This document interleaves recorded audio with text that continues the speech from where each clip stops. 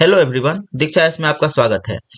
आज हम लोग 3 जनवरी के करंट अफेयर्स को कवर करेंगे। ये करंट अफेयर्स आप लोगों को बीपीएससी, यूपीएससी के पीटी और मेंस दोनों के लिए काफी उपयोगी साबित होंगे। आप लोगों को पता ही होगा कि बीपीएससी का जो एग्जाम में क्वेश्चन पूछने का पैटर्न है वह चेंज हो चुका है, तो इसीलिए आप लोग इस वीडियो को अवश्य देखिए। आइए चलते हैं टॉपिक की तरफ। फर्स्ट टॉपिक है, भारत ने पहली बार संयुक्त अरब अमीरात यूएई से आयातित कच्चे तेल का भुगतान रुपये में किया। यह अपने तेल आपूर्तिकर्ताओं में विविधता लाने और रुपये को एक व्यवहार अंतर्राष्ट्रीय व्यापार निपटान मुद्रा के रूप में स्थापित करने के भारत के व्यापक प्रयासों का हिस्सा है। जुलाई 2022 में यूएई और भारत के बीच एक समझौता हुआ था। यूएई से आयातित कच्चे तेल के लिए रुपये में भुगतान इसी समझौते के अनुरूप है।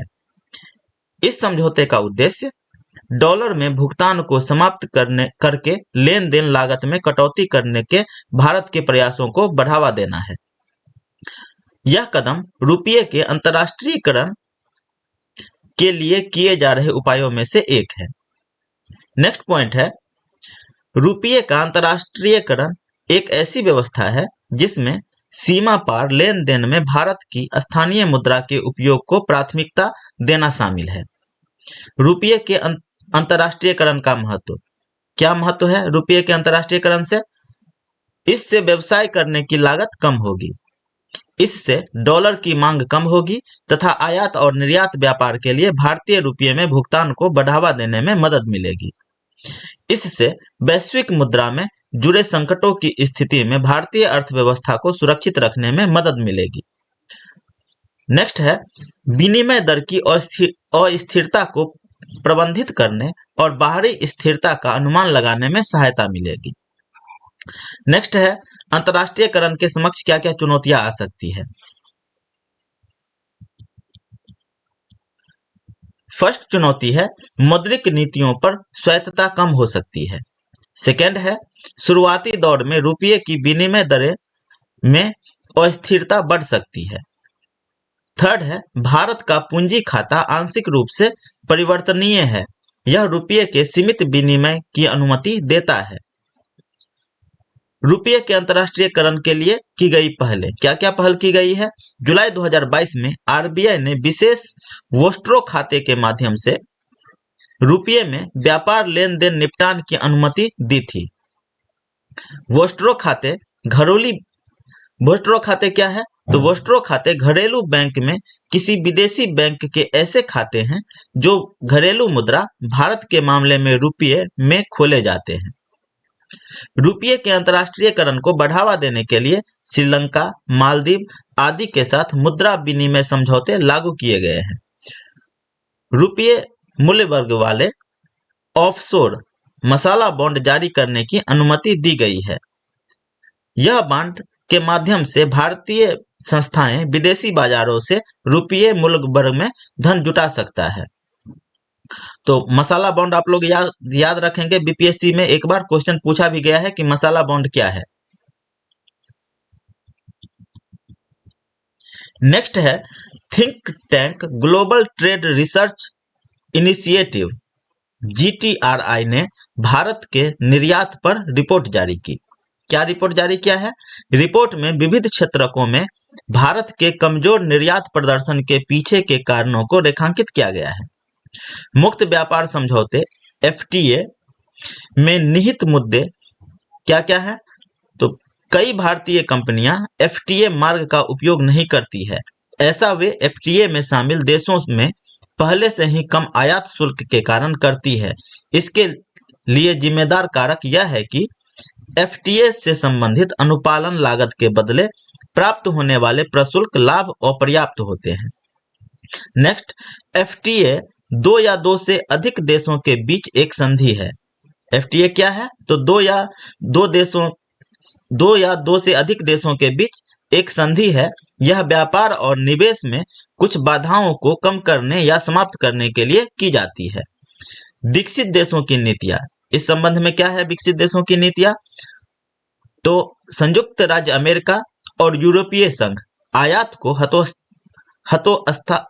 हतोत्साहित करने के लिए अधिक प्रशुल्क या आयात शुल्क वसूलते हैं।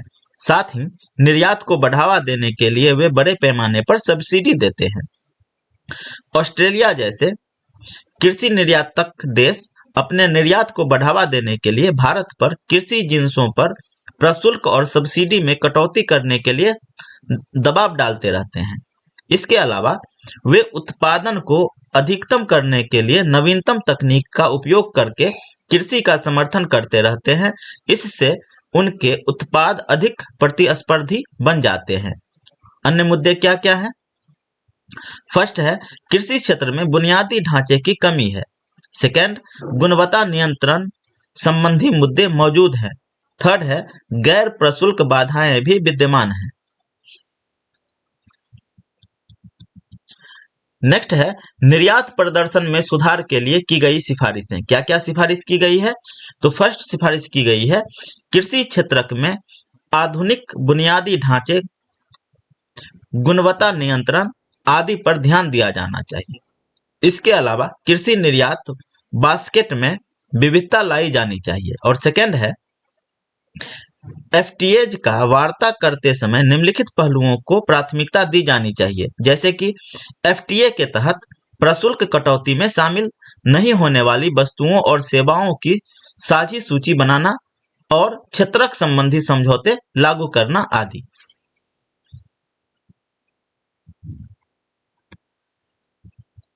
निर्यात प्रोत्साहन के लिए भारत ने निम्नलिखित पहले शुरू की है। क्या क्या शुरू की है? पहला, विदेश व्यापार नीति 2023, कृषि निर्यात नीति 2018, एक जिला एक उत्पाद निर्यात केंद्र के रूप में जिले पहल योजना।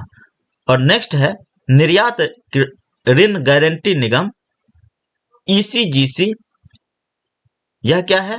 तो यह निर्यात ऋण बीमा प्रदान करता है।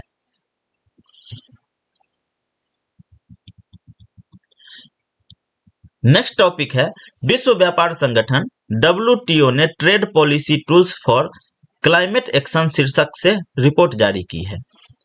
इस रिपोर्ट में 10 व्यापार संबंधी नीतिगत क्षेत्रों का उल्लेख किया गया है। कितना? तो 10। इन्हें सरकारें संधारणीयता को बढ़ावा देने और UNFCCC COP28 के जलवायु शमन प्रयासों का समर्थन करने के लिए अपनी रणनीतियों में शामिल करने पर विचार कर सकती है।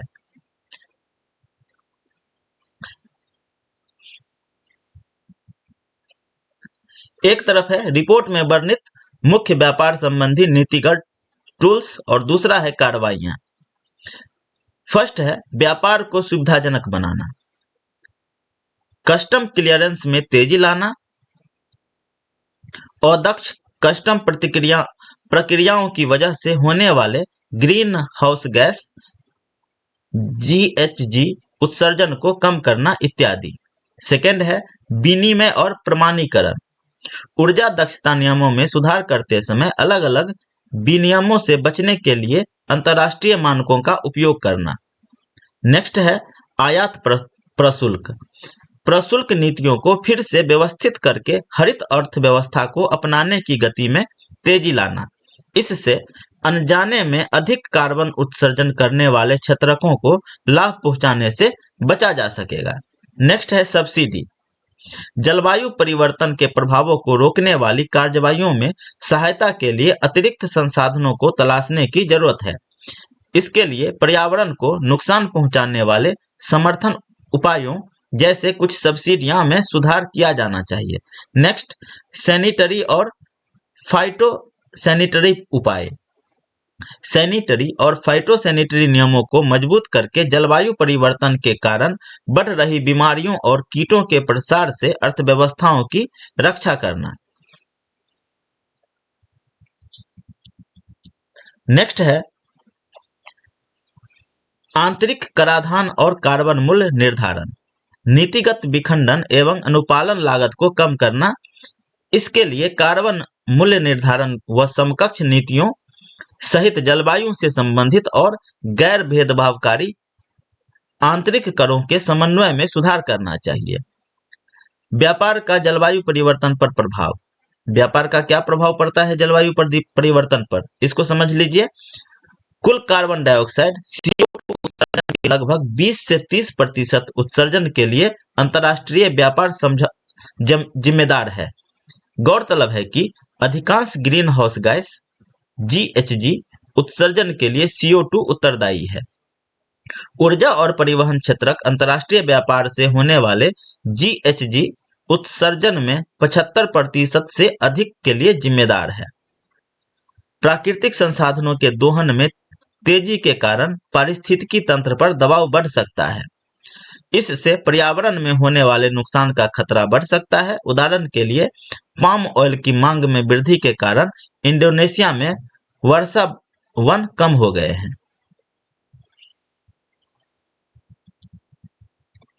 नेक्स्ट टॉपिक है भारत ऑस्ट्रेलिया आर्थिक सहयोग और व्यापार समझौते को लागू हुए 1 वर्ष पूरा हुआ। भारत और ऑस्ट्रेलिया आर्थिक सहयोग और व्यापार समझौता इंडिया ऑस्ट्रेलिया एक्टा पहले 1 दशक में किसी विकसित देश के साथ भारत का पहला मुक्त व्यापार समझौता है। इस समझौते पर अप्रैल 2022 में हस्ताक्षर किए गए थे और यह दिसंबर 2022 में लागू हुआ था। भारत का किसी विकसित देश के साथ, जो कि ऑस्ट्रेलिया है, भारत का पहला मुक्त व्यापार समझौता किसके साथ हुआ है? तो ऑस्ट्रेलिया के साथ। एक्टा दोनों देशों के बीच व्यापार को प्रोत्साहित करने और उसमें सुधार लाने के लिए एक संस्थागत तंत्र प्रदान करता है। इंडिया ऑस्ट्रेलिया एक्टा के मुख्य बिंदुओं पर एक नजर। फर्स्ट है, भारत से ऑस्ट्रेलिया को निर्यात की जाने वाली 100% वस्तुओं को ऑस्ट्रेलिया में तरजीही बाजार पहुंच का लाभ प्राप्त होगा। तरजीही बाजार पहुंच का लाभ होगा, इसका अर्थ है कि इन वस्तुओं को प्रशुल्क छूट का लाभ मिलेगा।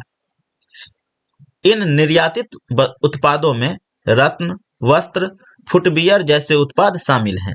इसी तरह ऑस्ट्रेलिया से आयात की जाने वाली 70% से अधिक वस्तुओं को भारत में प्रशुल्क छूट के रूप में तरजीही बाजार पहुंच प्राप्त होगी। इसमें कच्चा माल तथा कोयला, खनिज अयस्क, वाइन जैसे मध्यवर्ती उत्पाद शामिल हैं। इस समझौते में उत्पत्ति के नियम, रूल ऑफ ओरिजिन,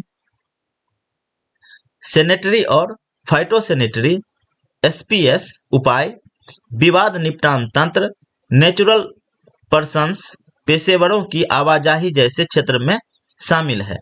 उत्पत्ति के नियम ऐसे कानून, विनियम और प्रशासनिक दिशा निर्देश है जिनका राष्ट्रीय सरकारें किसी आयातित उत्पाद के मूल देश का निर्धारण करने के लिए उपयोग करती है।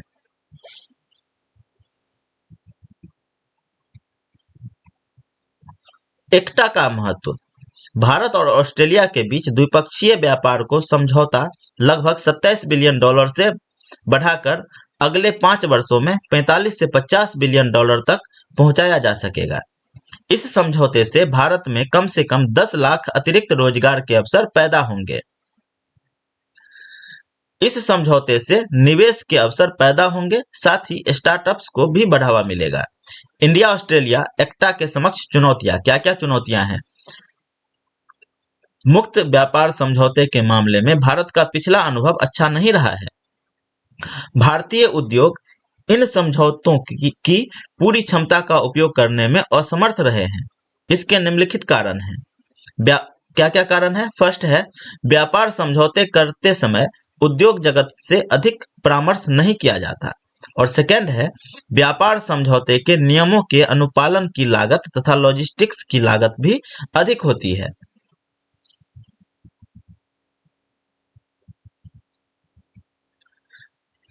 भारत ऑस्ट्रेलिया संबंधों के बारे में थोड़ा सा, भारत और ऑस्ट्रेलिया के बीच जो संबंध है उसके बारे में जान लेते हैं।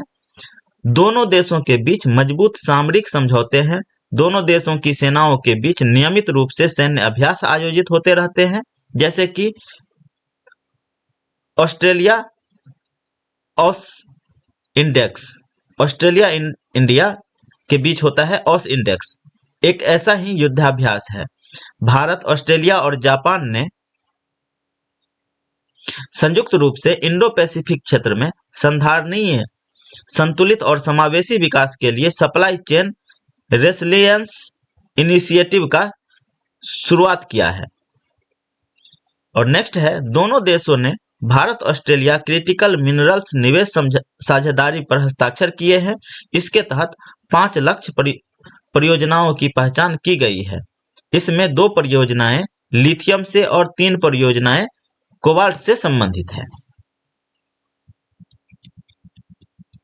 नेक्स्ट टॉपिक है, केंद्रीय मंत्रिमंडल ने स्काचायर किलोमीटर एरे ऑब्जर्वेटरी SKAO परियोजना में भारत के सहयोग के लिए 1250 करोड़ रुपए के व्यय को मंजूरी दी है। SKAO यह है क्या? SKAO रेडियो एस्ट्रोनॉमी को समर्पित एक अंतर सरकारी संगठन है। इसका मुख्यालय यूनाइटेड किंगडम में है, अर्थात इसका मुख्यालय कहाँ पे है? यूके में। SKAO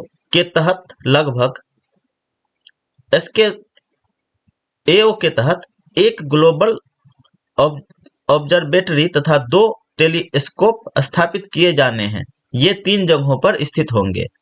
2 SKA टेलीस्कोप दक्षिण अफ्रीका और ऑस्ट्रेलिया में रेडियो ट्रांसमीटर निषिद्ध स्थानों पर स्थापित किए जाएंगे। वे दोनों एक बड़ी इकाई के रूप में काम करेंगे। इनके 2029 तक चालू होने की उम्मीद है। SKAO के निम्नलिखित उद्देश्य हैं। क्या क्या उद्देश्य है? ब्रह्मांड की उत्पत्ति का पता लगाना, और दूसरा है गुरुत्वाकर्षण तरंगों का पता लगाना। गुरुत्वाकर्षण तरंगे स्पेस टाइम में एक अदृश्य लहर, रिपल इन स्पेस है। ये ब्रह्मांड में कुछ सबसे विशाल और ऊर्जावान परिघटनाओं के कारण उत्पन्न होता है। आकाशगंगाओं, डार्क मैटर और ब्रह्मांडीय चुंबकत्व के विकास को समझाना आदि। भारत 2012 में एसोसिएट मेंबर के रूप में SKAO में शामिल हुआ था। इसने SKA टेलीस्कोप के पूर्व निर्माण चरण में सक्रिय रूप से हिस्सा लिया था। 2022 में national centre for radio astronomy Pune और SKAO ने सहयोग समझौते पर हस्ताक्षर किए थे। भारत में स्थापित giant metre wave radio telescope GMRT SKAO में महत्वपूर्ण भूमिका निभा रहा है। SKAO परियोजना का भारत के लिए महत्व, क्या महत्व है? आइए इसको देखते हैं।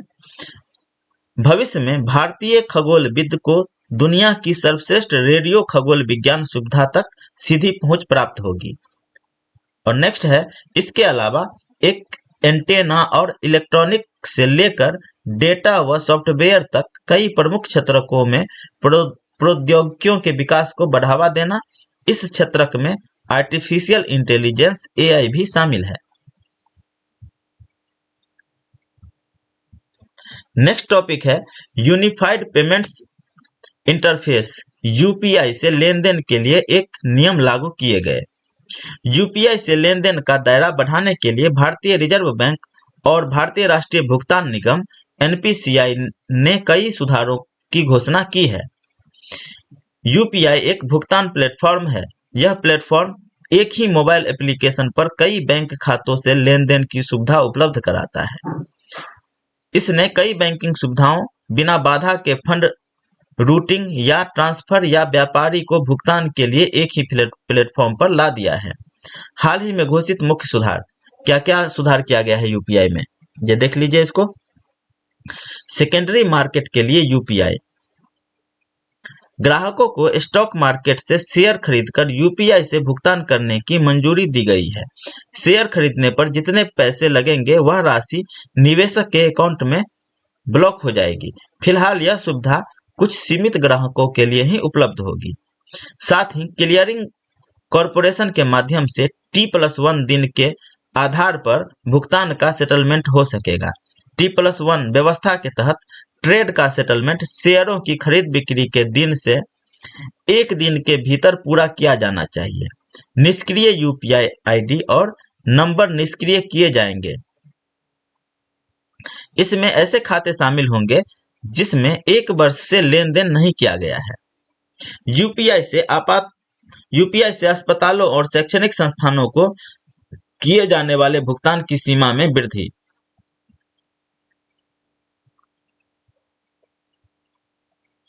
भुगतान सीमा 1 लाख रुपये से बढ़ाकर 5 लाख रुपये प्रति लेन देन कर दी गई है। नेक्स्ट है यूपीआई लाइट वॉलेट लेन देन की सीमा में वृद्धि। इसे 200 रुपये से बढ़ाकर 500 रुपये प्रति लेन देन कर दिया गया है। यूपीआई लाइट के तहत इंटरनेट कनेक्शन के बिना भी भुगतान किया जा सकता है। अतिरिक्त फैक्टर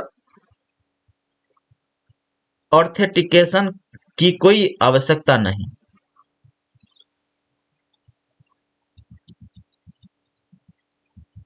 नेक्स्ट है अतिरिक्त फैक्टर ऑथेंटिकेशन की कोई आवश्यकता नहीं। यह सुविधा 1 लाख रुपये तक के क्रेडिट कार्ड पुनर्भुगतान, म्यूचुअल फंड सब्सक्रिप्शन और बीमा प्रीमियम भुगतान के लिए है।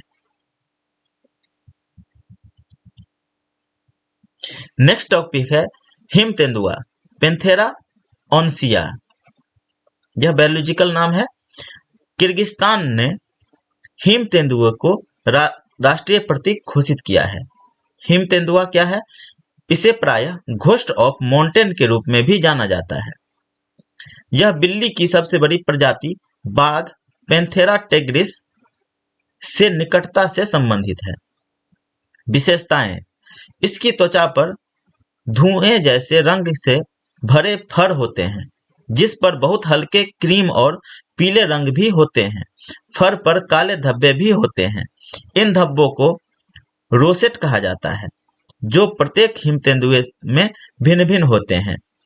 पर्यावास: हिम तेंदुओं की आबादी वाले 12 देश हैं: अफगानिस्तान, भूटान, चीन, भारत, कजाकिस्तान, किर्गिज गणराज्य, मंगोलिया, नेपाल, पाकिस्तान, रूस, ताजिकिस्तान और उज्बेकिस्तान। विश्व में हिम तेंदुए की सर्वाधिक आबादी चीन में है। इसे लद्दाख और हिमाचल प्रदेश का राजकीय पशु घोषित किया गया है। संरक्षण की स्थिति: IUCN रेड लिस्ट वल्नरेबल के रूप में सूचीबद्ध। हिम तेंदुए जो है यह वल्नरेबल के रूप में सूचीबद्ध किया गया है इसको कि कहां पे? तो IUCN के रेड लिस्ट में। वन्य जीव संरक्षण अधिनियम 1972 अनुसूची में संरक्षित। नेक्स्ट है biodiversity credit alliance BCA। BCA वस्तुतः Kunming Montreal global biodiversity framework KMGBF के तहत वित्त पोषण संबंधी लक्ष्यों के लिए बायो क्रेडिट्स जैव विविधता क्रेडिट के उपयोग में तेजी लाने पर बल देता है। बायो क्रेडिट जैव विविधता को नुकसान जैसे पर्यावास का क्षरण पहुंचाने वाले कारकों से निपटने हेतु एक संभावित तंत्र प्रदान करता है। यह जैव विविधता से संरक्षण, पुनर्बहाली और प्रभावी उपायों के वित्त पोषण में मदद करेगा। BCA के बारे में: BCA एक स्वैच्छिक अंतर्राष्ट्रीय संगठन है। यह KMGBF का समर्थन करने के लिए विविध हितधारकों को एक प्लेटफॉर्म पर लाता है। इसे 2022 में संयुक्त राष्ट्र जैव विविधता कन्वेंशन CBD के पक्षकारों के 15वें सम्मेलन COP15 में लॉन्च किया गया था। इसका उद्देश्य क्या है? उच्च स्तरीय विज्ञान आधारित सिद्धांतों पर एक फ्रेमवर्क तैयार करके स्वैच्छिक बायो क्रेडिट बाजार विकसित करना है।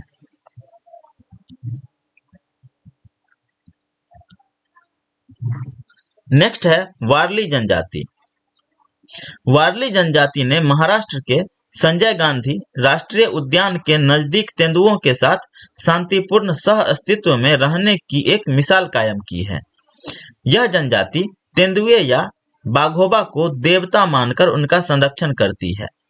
वारली जनजाति के बारे में: यह महाराष्ट्र क्षेत्र में सबसे बड़ी जनजातीय आबादी में से एक है। यह मुंबई के बाहरी इलाकों में उत्तरी सह्याद्री क्षेत्र में रहती है। यह जनजाति बार्ली भित्ति चित्रण के लिए प्रसिद्ध है। इस चित्रकला शैली का उद्भव 10वीं शताब्दी ईस्वी में माना जाता है। इस चित्रकला के विषय आमतौर पर आम जनजीवन के दिनचर्या और आसपास के परिवेश से प्रेरित होते हैं। चित्र बनाने के लिए प्राकृतिक सामग्री और रंगों का उपयोग किया जाता है। ये चित्र बांस की लकड़ी से बने ब्रश से बनाए जाते हैं। नेक्स्ट है demonstration fast reactor fuel reprocessing plant.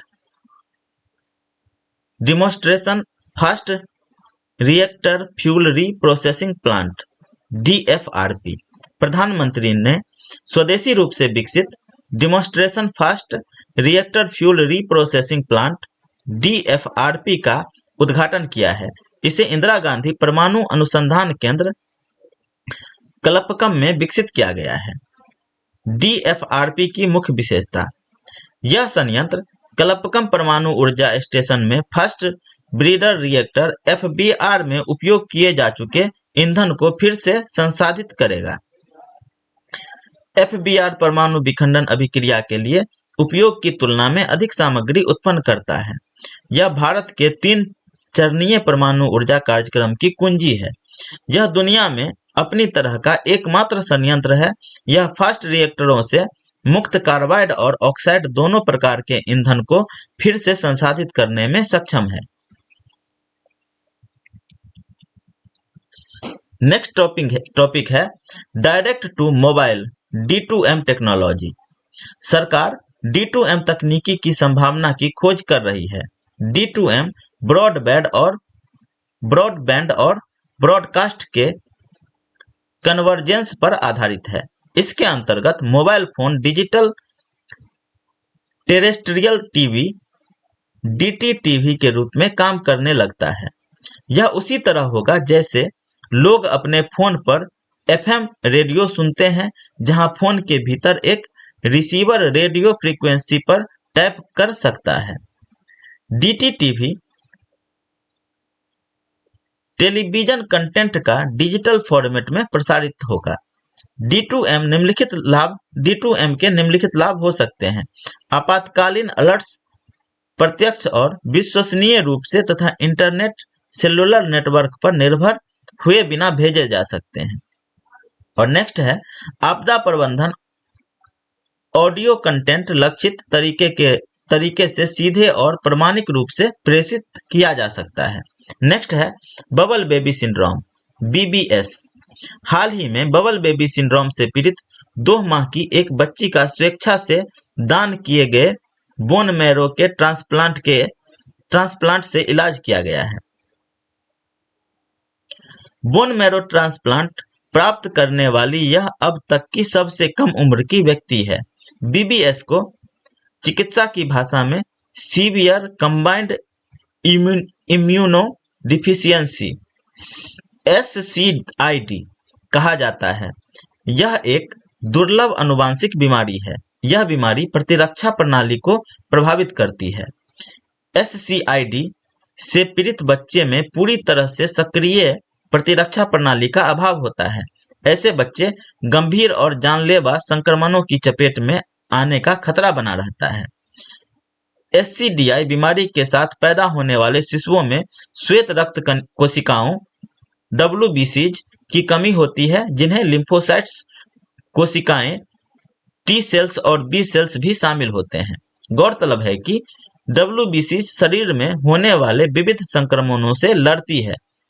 इस बीमारी का सबसे आम उपचार stem cell transplant bone marrow transplant है। नेक्स्ट है डेजर्ट साइक्लोन। यह भारत और संयुक्त अरब अमीरात के बीच एक संयुक्त सैन्य अभ्यास है। नेक्स्ट टॉपिक है सुप्रीम कोर्ट विधिक सेवा समिति SCLSC। हाल ही में सुप्रीम कोर्ट के एक न्यायाधीश को SCLSC के अध्यक्ष के रूप में नामित किया गया है। SCLSC के बारे में, यह एक वैधानिक निकाय है। इसका गठन राष्ट्रीय विधिक सेवा प्राधिकरण ने विधिक सेवा प्राधिकरण अधिनियम 1987 की धारा 3A के तहत किया है। उद्देश्य इसका क्या है? इसका उद्देश्य निर्धनों, वंचित वर्गों और समाज में हाशिए पर रहने वाले लोगों को निःशुल्क कानूनी सेवाएं प्रदान करना है। भारत के मुख्य न्यायाधीश इस समिति के मुख्य संरक्षक होते हैं। सदस्य, इसमें एक अध्यक्ष और 9 सदस्य शामिल होते हैं। अध्यक्ष सुप्रीम कोर्ट का मौजूदा न्यायाधीश होता है और सदस्य भारत के मुख्य न्यायाधीश द्वारा नामित होते हैं। नेक्स्ट है डेनमार्क। राजधानी इसका है कोपेनहेगन। डेनमार्क की महारानी मार्गरेट द्वितीय ने 52 वर्ष तक सिंहासन पर आसीन रहने के बाद अपने सिंहासन त्याग की घोषणा की है। महारानी मार्गरेट यूरोप की सबसे लंबे समय तक राज करने वाली सम्राज्ञी है। भौगोलिक अवस्थिति, यह उत्तरी यूरोप का देश है। यह जटलैंड प्रायद्वीप और उत्तरी सागर से 400 से अधिक द्वीपों से मिलकर बना है। सीमावर्ती राष्ट्र जर्मनी, स्वीडन, नॉर्वे। सीमावर्ती जल निकाय उत्तरी सागर और बाल्टिक सागर। भौगोलिक विशेषता, इसका उच्चतम बिंदु है यडिंग फॉरेस्ट हिल। सबसे बड़ी झील है यहाँ की और ऐसी झील, और सबसे लंबी नदी है गुडेना। इसके साथ ही आज का वीडियो यहीं पे समाप्त होता है। अगर आप लोगों को वीडियो अच्छा लगे तो वीडियो को लाइक कीजिए, हमारे चैनल दीक्षा एस को सब्सक्राइब कीजिए और अपने दोस्तों में शेयर कीजिए। देख लीजिए डेनमार्क यहाँ पर है। आज के लिए धन्यवाद।